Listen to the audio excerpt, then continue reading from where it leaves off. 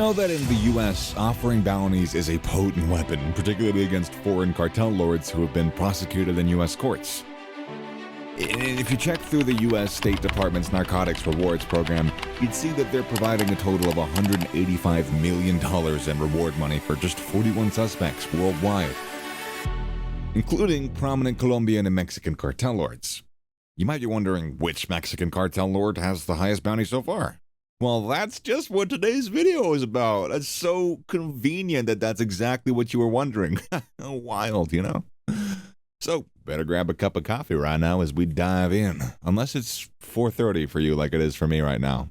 And maybe you still want coffee. Whatever, let's just dive in. And like and subscribe and all that stuff, bell icon. Yep, anyways. You'll agree with me that there is various violence that's often caused by cartel leaders, ranging from minor assault to brutal murder. Daily, these cartels are evolving, and the fastest way the government seems to put an end to the cartel's criminal activities is by putting bounties on them, offering money. There are various Mexican cartel lords that a bounty's been placed on. Ismael Zambada, who is 72 years old and still runs the Sinaloa cartel, is one of the last remaining old-school cartel lords. As he was known, El Mayo began his career as a farmer before gradually moving into the illegal coke trade, smuggling tiny amounts of cocaine at a time, up to a few kilos. When Mexico initiated its coke war in 2006, it weakened El Mayo's rivals, the Tijuana cartel, who were forced to face the Mexican governments, allowing Zambada to expand greatly during this time and take over rival territory. This sparked a large Mexican coke war, which resulted in a great deal of death and misery in the country. Even though he's been on Mexico's wanted list since 1998, he's always managed to elude capture. He was Joaquin El Chapo Guzman's right-hand man for decades, and he seized complete control of the Sinaloa cartel after El Chapo's arrest and was the driving factor behind the release of El Chapo's son after his incarceration.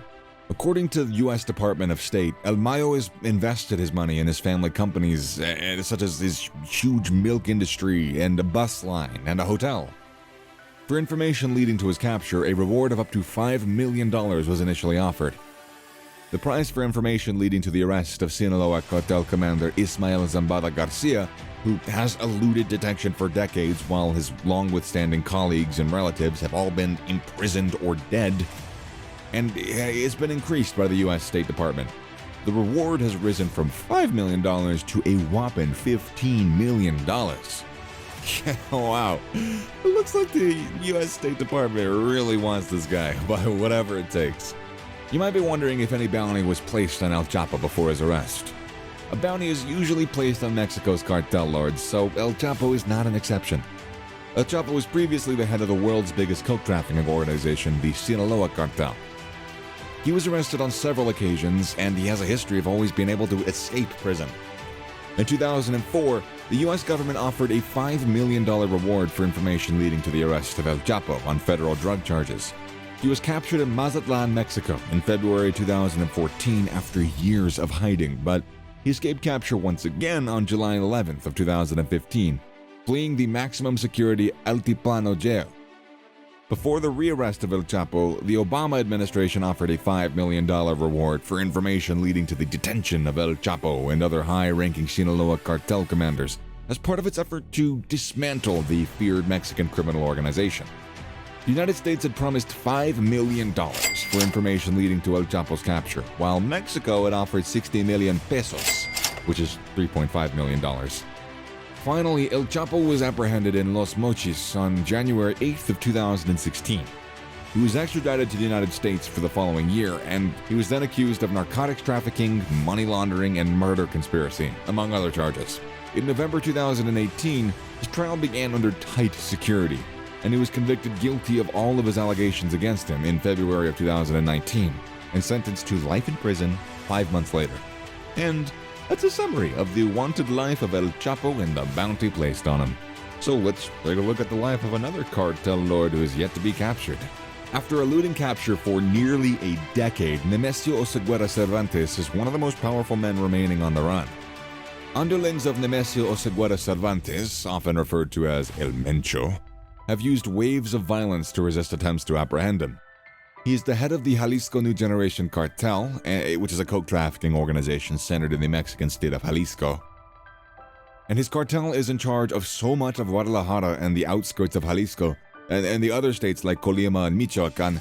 The State Department claims that the gang is responsible for trafficking numerous tons of cocaine and methamphetamine and fentanyl-laced heroin into the United States. The CJNG has launched a concerted display of power across western Jalisco state by blocking roadways with hijacked vehicles. Although El Mencho, one of the country's most ruthless cartel kingpins, is hiding, the Mexican police increased his bounty. Officials have offered a reward of 30 million peso, or $1.56 million, for information on El Mencho, the leader of the powerful Jalisco New Generation Cartel, which is heavily involved in the manufacture and distribution of methamphetamines, and has expanded its reach across Mexico as rival criminal groups splinter. The statement came as officials from the U.S. Drug Enforcement Administration in Mexico prepared to outline plans to strengthen collaboration amongst the gangs. The new strategy involves the increased inspection of cartel funding as well as the formation of new enforcement groups dedicated to internal investigations.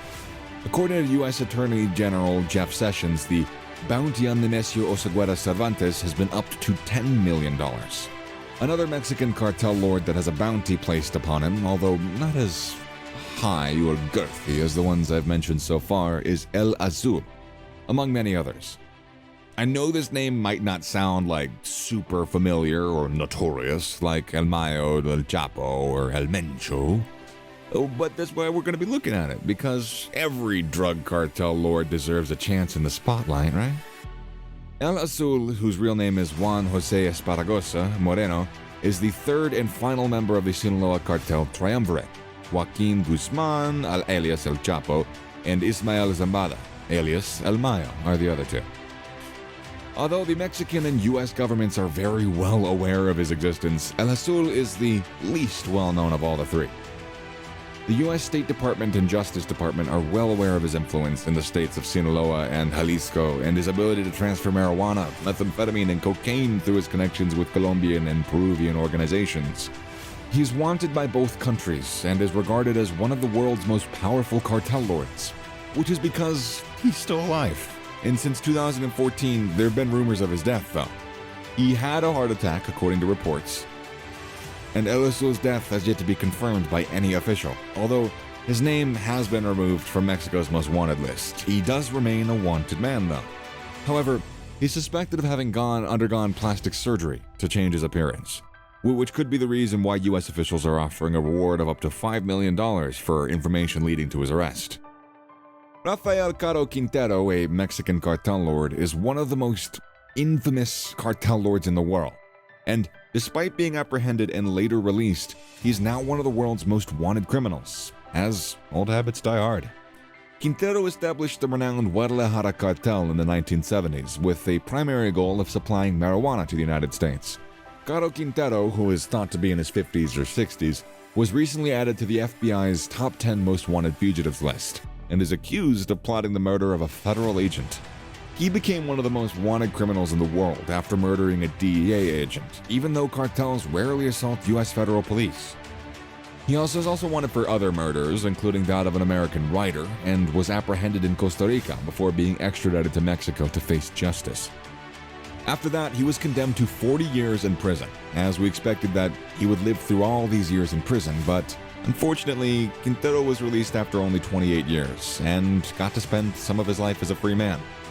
The freedom is just for a short while, though, as the U.S. did not share the Mexican government's viewpoint and pressed Mexico to issue a new warrant for the man, who has now avoided officials this time but has remained in hiding ever since.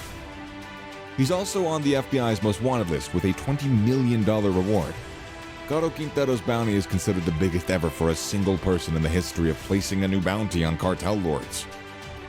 Even CNN acknowledges that the reward placed on him is the highest ever given by the State Department's Narcotics Rewards program. Caro Quintero was described by FBI Deputy Director David Bowditch as one of Mexico's godfathers of coke trafficking, according to CNN. "We need the public's help in finding this violent fugitive who's currently a threat to society," Bowditch said during a press conference, adding that the suspect is thought to still be in Mexico. And that's going to be it for today's video. Thanks for staying tuned. Ensure you hit the subscribe button and the notification bell so that, you always get more video updates from us. So we can entertain and educate you. And you can listen to, why are you still here? I don't have anything to say. I haven't. You know what? I respect that though. We're friends now. Did I say like, comment, subscribe? I should have. It's basically implied in YouTube videos nowadays, right? I'm still here. I'm going to leave now. Bye.